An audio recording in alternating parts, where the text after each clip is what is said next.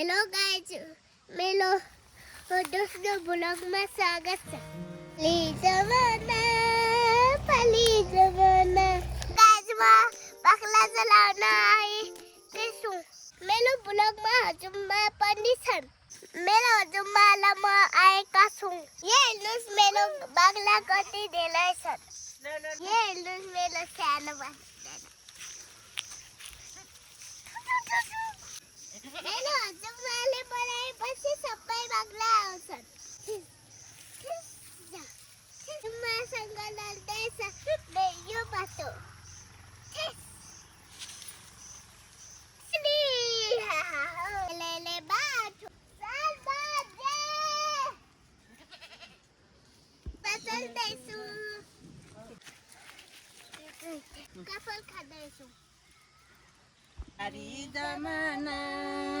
वारी जमाना जमानाको फेदैमा शुभकामना। आजको ब्लगमा बाई बाई। अर्को ब्लगमा भेटौँला।